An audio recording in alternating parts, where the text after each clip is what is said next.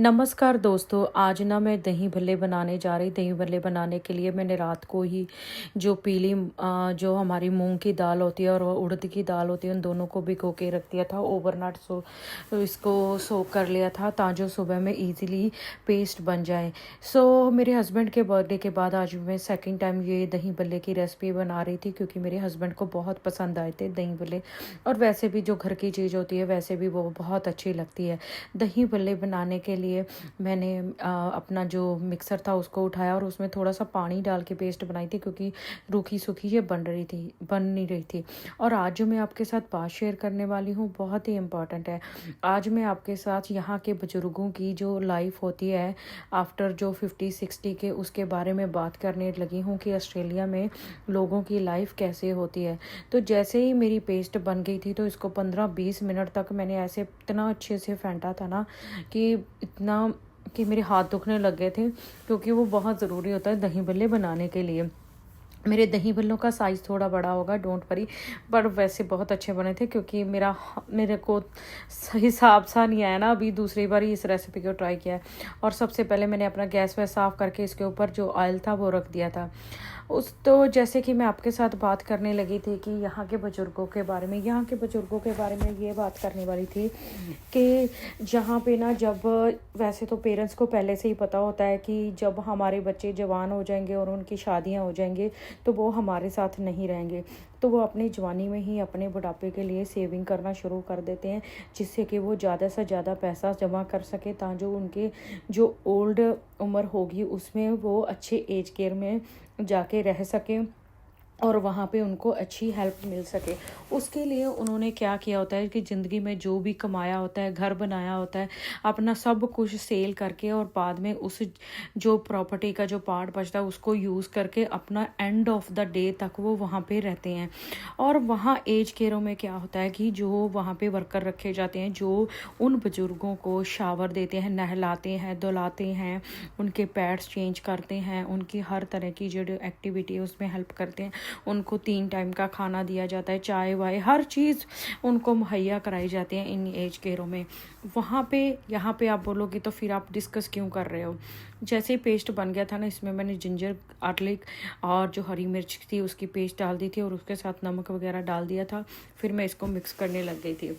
मैं ये बात इसलिए डिस्कस कर रही हूँ आपके साथ, कभी कभी ना ज़िंदगी में ना पैसा भी ज़रूरी नहीं होता।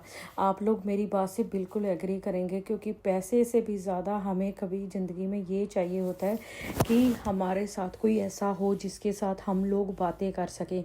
बुढ़ापा बड़ी बुरी चीज़ है, ये तो मेरे को यहीं पे आके रियलाइज़ हुआ। क्यों? क्योंकि देखो, अब यहाँ पे जो बुज़ुर्ग एज केयर में रहते हैं ना, उनमें से ना एक औरत के ना हस्बैंड की 2 दिन पहले डेथ हो गई। तो वो हस्बैंड वाइफ एक साथ ही बैठते थे।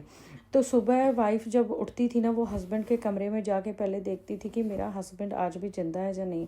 अब देखो वो अपनी मौत का किस तरह वेट कर रहे हैं। क्यों? एक तो वो बंदी बिल्डिंग में रह रहे हैं। तो चलो ऐसे ही हुआ कि उसके हस्बैंड की डेथ हो गई। जब उसके हस्बैंड की डेथ हुई ना, तो नेक्स्ट डे वो कौन सा वहाँ पे गई। हमारे तो घर में इतना वो होता है कि अगर किसी की डेथ हो जाए, लोग इतना बैठते हैं, उससे बातें करते हैं कि यार इसको अकेलापन हो गया, ये हो गया, वो हो गया। यहाँ पे तो कोई पूछता ही नहीं, उसके खुद के बच्चों ने नहीं पूछा। वो औरत बैठी हुई चेयर पे खाना नहीं खा रही थी, आज उसने खाना नहीं खाया। तो उसके पास ना किसी और लड़की ने ना किसी और आदमी को लाकर उसके साथ में बिठा दिया। और वो औरत ने ना मेरे को दूर खड़ी को देख के ना इशारा किया और मैं उसके पास गई। तो जब मैं उसके पास गई तो मैंने उस आदमी को वहाँ से हटा के साइड पे कर दिया। तो मैंने पूछा, अब आप ठीक हो? तो वो बोली कि मैं तो ठीक हूँ, नहीं हूँ पता नहीं, मेरा हस्बैंड चला गया, अब मेरे को अपनी ज़िंदगी खुद से जीनी है, बस अब तो मैं गॉड के अगले स्टेप का वेट कर रही हूँ। आप बिलीव करोगे, आज तीसरा दिन था उसके हस्बैंड की डेथ को, और उस औरत ने इसके बिना और कुछ भी नहीं कहा। उसका बेटा आया था कल वहाँ पे, और वो आया और उसके फादर के कमरे में जो जो उसका सामान पड़ा था फादर का, वो माँ को वहाँ पे बिठा के वो सारा कुछ निकाल के ले गया, और माँ वहीं के वहीं बैठी हुई। सबसे ज़्यादा दर्दनाक ये है, क्या माँ बाप बच्चों को इसलिए पैदा करते हैं, इसलिए पढ़ाते लिखाते और इतना काबिल बनाते हैं कि एंड में जब उनका वक्त आए तो वही उनका साथ ना दे। ओ माय गॉड, ये टचवुड हमारे इंडिया में ऐसा नहीं होता है, बहुत रेयर ऐसे चांस होते हैं। 99% तो हमारे बुजुर्गों को में भगवान ने इतनी ताकत दी है, क्योंकि हम लोग कर्मा में बड़ा विश्वास करते हैं। तो अच्छे कर्म होने की वजह से चलते फिरते ही लोगों की जो है सांसें चली जाती हैं, उनको मौत का वेट नहीं करना पड़ता। 99% लोग ऐसे हैं। बचे 1% अगर उनमें से कोई बेड पे पड़ भी जाता है, या कोई ऐसा डिमेंशिया जो ज़्यादा चली जाती है, प्रॉब्लम हो भी जाती है ना, तो उनको उनकी फैमिलियां ही संभालती हैं। वर्स्ट केस सिनारियो, अगर हमारी कंट्री में किसी को आश्रम में जाके रहना पड़ जाए ना, तो एटलीस्ट मेरे को नहीं लगता कि इतना बुरा हालत होता होगा। यहाँ पे बहुत सारे लोग उनके साथ हार्श भी हो जाते हैं जब उनको समझ में नहीं आता, क्योंकि उनके दिमाग काम नहीं करते हैं।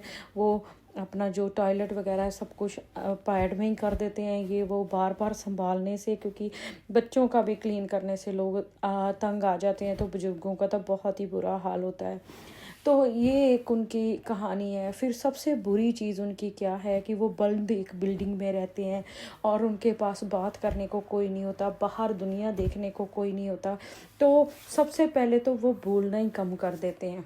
हमारे तो इंडिया में तो बुजुर्ग एंड ऑफ द डे तक हमें गालियाँ निकालते हुए जाते हैं, तूने ये नहीं किया, तूने वो नहीं किया ना। पर यहाँ पे ऐसा नहीं है। फिर बच्चों के पास इतना टाइम नहीं, वो अपनी लाइफ में बहुत बिजी है, मैं उनका कसूर भी नहीं मानती। बट आप लोगों के पास हफ्ते में एक दिन 2 घंटे तो होने चाहिए कि आप जाओ अपने माँ बाप को देख कर आओ, मिल के आओ। यहाँ पे बहुत सारी मैं ऐसे लोगों को जानती हूँ जो अपने बिजनेस, माँ बाप की जो कमाई है वो ले ली, अपने बिजनेस चला लिए, और उन बिजनेस से आप तो खुद पार्टियों में जा रहे हैं, खुद अच्छे कपड़े पहन रहे हैं, और माँ बाप के वो जो एज केयर में पड़े हुए हैं, पहले तो उनके कपड़े ही फटे पुराने पड़े हैं, वैसे के वैसे ही वो लोग पहन रहे हैं। फिर उनके पास कोई खाने का नहीं है, फिर उनके पास घूमने जाने के लिए टाइम नहीं है उनके पास। जब 4 महीने के बाद जाते हैं तो फिर आके बोलते हैं, आज तो ना मैं 4 महीने के बाद अपनी मम्मी को, जब अपने पापा को देखने गया और वहाँ पे जाके मेरे को बहुत दुख लगा, मैं फिर 2 घंटे उनके पास बैठी। क्या आपके माँ बाप ने आपको इसके लिए पैदा किया कि आप 3-4 महीने में एक बार जाके देखो और उनसे पूछो? अगर आप वीकली उनके पास जाते हो, हम कौन सा रोज़ कह रहे हैं, वीकली आप उनके पास जा रहे हो, उनसे बात कर रहे हो, कम से कम आपकी पेरेंट्स हैं वो आपको तो बता दें कि वो अंदर से क्या फील कर रहे हैं। दूसरों के साथ तो वो बातचीत नहीं, कम से कम इसी बहाने वो बोलते तो रहेंगे। अब अगर बोलेंगे नहीं तो कल को जो उनकी ज़िंदगी अभी 10-15 साल है वो तो आधी रह गई है उस एज केयर में पड़े हुए। ये यहाँ के लोगों की कहानियाँ हैं। और यहाँ पे ऐसे बहुत सारे एज केयर सेंटर्स हैं, इतने एज केयर सेंटर हैं, मैं कहती हूँ कि हर जगह पेरेंट्स को पता होता है कि 60 के बाद मेरे को एज केयर में जाके रहना है। तो वो बहुत बड़ा दुख भी है, बच्चों के पास माँ बाप के लिए टाइम नहीं है। पर मेरे को लगता है कि पेरेंट्स को ना अपने बच्चों की बहुत ज़रूरत होती है। वो उनको इसी चीज़ के लिए पैदा करते हैं, पढ़ाते लिखाते सब करते हैं। एंजॉय तब उनकी ज़िंदगी का एंड में वही होता है कि जहाँ परिवार बैठा हो और वो बातें कर सके। चलो खैर, अगर आपको मेरी ये बातें अच्छी लगी तो मैं आपके साथ बहुत सारी ऐसी स्टोरीज़ हैं जो मैं शेयर करूँगी। अगर आप वो सुन सकोगे तो आपको पता चलेगा कि यहाँ की रियलिटी क्या होती है। दूसरा, मेरे दही भल्ले बन के रेडी हो गए थे, तो मेरे पास घर में जितनी सॉसें पड़ी थी मैंने वो सारी डाल दी थी। ग्रीन डाल दी थी सॉस, और मीठी वाली सॉस डाल दी थी, टमाटो सॉस डाल दी थी। इसके ऊपर मैंने जो दही पे डालने वाला मसाला होता है वो भी डाल दिया था। इसमें मैंने अनार के दाने भी डाल दिए थे, ऊपर से मीठा दही भी डाल दिया था। सब कुछ डाल के इसको मैंने इतना अच्छा टेस्टी बनाया। वैसे इतनी सारी चीज़ें डाल दी थी तो टेस्ट तो खुद ब खुद ही अच्छा आ जाना था, बट मैंने बहुत दिल से बनाया। मेरे को लगता है कि खाना अगर दिल से बनाया जाए तो ऑटोमेटिकली टेस्टी बनता है। और उससे भी ज़्यादा मेरे को आप लोगों के साथ बातें करने का, गपशप करने का मौका मिल जाता है। और मेरी कोशिश यही रहती है कि मैं आप लोगों के साथ जो रियलिटी है ना वो शेयर करूं, नॉट लाइक दैट कि मैं यहाँ वहाँ से सुना के नहीं। आप लोगों को वो बातें भी पता होनी चाहिए जो शायद हमारे बहुत सारे लोग हैं जिनको घरों में नहीं पता होगा। क्योंकि मैं देखती हूँ, मेरे को भी 24 से लेके 50-60 तक के लोग जो है ना, एज ग्रुप के लोग हैं, वो मेरे को मेरे व्लॉग्स देखते हैं। तो मेरे को बहुत अच्छा फ़ील होता है जब आपके कमेंट्स आते हैं, बहुत प्राउड फ़ील होता है कि हाँ, एटलीस्ट आप मेरे में एंगेज्ड भी हो, आप लोगों को मेरा बात करना, मेरे वीडियोस बनाना अच्छा लग रहा है। अगर अच्छा लगता है तो प्लीज़ लाइक शेयर सब्सक्राइब करा करें और मेरे को कमेंट करके ये ज़रूर बताएं। तो मैं ऐसे बहुत सारे बुज़ुर्ग हैं जिनकी स्टोरियां मैं आप लोगों के साथ शेयर कर सकती हूँ।